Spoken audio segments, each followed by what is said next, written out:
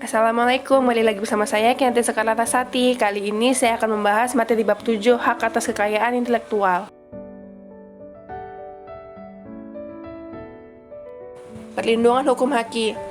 Pengaturan secara hukum tentang haki terdapat dalam Undang-Undang Nomor 19 Tahun 2002 tentang Hak Cipta yang diubah menjadi Undang-Undang Nomor 28 Tahun 2014. Undang-Undang Nomor 14 Tahun 2001 tentang Paten diubah menjadi Undang-Undang Nomor 13 Tahun 2016 dan Undang-Undang Nomor 15 Tahun 2001 tentang Merek diubah menjadi Undang-Undang Nomor 20 Tahun 2016. Pengertian haki dan pengelompokan haki.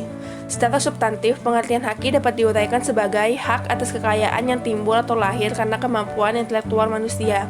Haki pada dasarnya lahir dari dua cabang atau kelompok, yaitu hak cipta, hak atas kekayaan industri yang mencakup paten, merek, desain produk industri, dan penanggulangan praktek persaingan curang.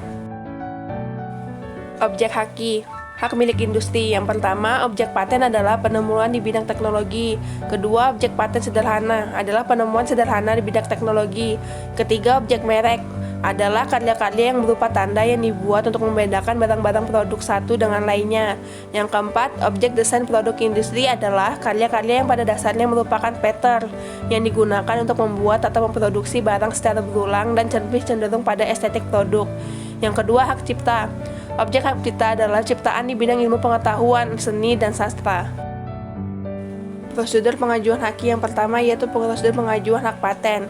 Menurut pasal 1 ayat 1 Undang-Undang Nomor 14 Tahun 2001, paten adalah hak eksklusif yang diberikan negara kepada inventor atas hasil invensinya di bidang teknologi untuk selama waktu tertentu melaksanakan sendiri invensinya tersebut atau memberikan persetujuan kepada orang lain untuk melaksanakannya. Yang kedua, menurut pasal 1 ayat 2 Undang-Undang Nomor 14 Tahun 2001 tentang invensi adalah ide inventor yang dituangkan ke dalam suatu kegiatan pemecahan masalah yang spesifik di bidang teknologi dapat berupa produk atau penyempurnaan atau pengembangan produk atau proses.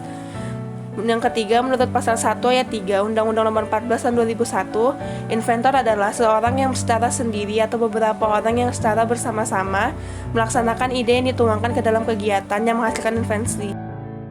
Sistem pendaftaran paten. Sistem first to file. Sistem first to file adalah suatu sistem yang memberikan hak kepada bagi mereka yang mendaftar pertama atas investasi baru sesuai dengan persyaratan.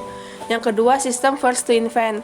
Sistem first to invent adalah suatu sistem yang memberikan hak paten bagi mereka yang menemukan inovasi pertama kali sesuai dengan persyaratan yang telah ditentukan. Penemuan yang tidak dapat diberikan paten.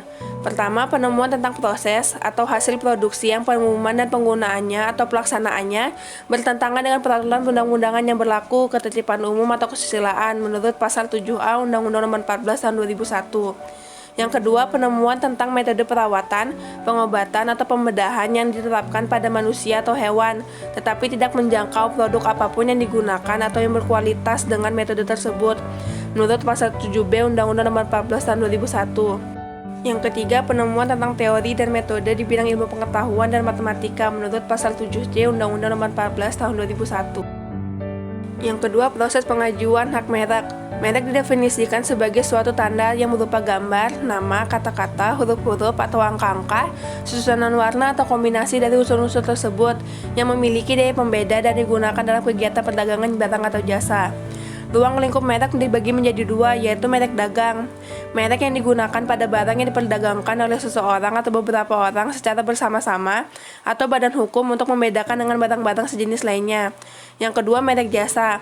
Merek yang digunakan pada jasa yang diperdagangkan oleh seseorang atau beberapa orang secara bersama-sama atau badan hukum yang membedakan dengan jasa-jasa sejenis lainnya. Jangka waktu perlindungan merek. Merek yang terdaftar mendapat perlindungan hukum untuk jangka waktu 10 tahun. Atas permintaan merek, jangka waktu perlindungan merek terdaftar dapat diperpanjang setiap kali untuk jangka waktu yang sama. Pasal 28 Undang-Undang Nomor 15 Tahun 2001. Yang ketiga, proses pengajuan hak cipta. Menurut Undang-Undang Nomor 19 Tahun 2002 tentang hak cipta adalah hak eksklusif bagi pencipta atau penerima hak untuk mengumumkan atau memperbanyak ciptaannya atau memberi izin itu dengan tidak mengurangi pembatasan-pembatasan menurut perundang-undangan yang berlaku. Yang kedua, pencipta. Pencipta adalah seorang atau beberapa orang secara bersama-sama yang atas inspirasinya melahirkan suatu ciptaan berdasarkan kemampuan berpikir, imajinasi, keterampilan, atau keahlian yang dituangkan ke dalam bentuk yang khas dan bersifat pribadi. Yang ketiga, ciptaan. Ciptaan adalah hasil karya pencipta yang menunjukkan keasliannya dalam lapangan ilmu pengetahuan, seni, atau sastra. Pemegang hak cipta. 1. Pencipta sebagai pemilik hak cipta, atau 2. Orang atau badan lain yang menerima hak dari pencipta, atau ketiga, orang atau badan lain yang menerima lebih lanjut hak dari penerima sebelumnya. Hak-hak yang dimiliki pencipta. Pertama, hak moral, yaitu bahwa hak moral ini tidak dapat dialihkan kepada orang atau badan lain, karena pencipta tetap melekat pada ciptaannya, sehingga terdapat hubungan yang erat antara pencipta dengan ciptaannya. Kedua, hak menyewakan, yaitu hak pencipta atau penerima hak cipta atas karya film dan program komputer maupun produser rekaman suara memiliki hak untuk melarang orang atau badan lain yang tanpa persetujuannya menyewakan ciptaannya tersebut untuk kepentingan yang bersifat komersil.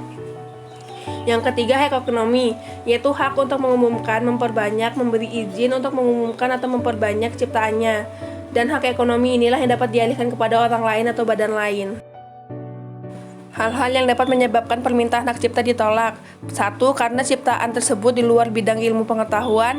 Yang kedua, ciptaan tidak bersifat orisinil. Yang ketiga, ciptaan yang tidak diwujudkan dalam bentuk yang nyata. Dan yang terakhir, karena ciptaan yang sudah merupakan milik umum. Nah, itu tadi materi tentang bab 7, hak atas kekayaan intelektual. Terima kasih, jangan lupa like, share, and subscribe. Bye-bye. Wassalamualaikum warahmatullahi wabarakatuh.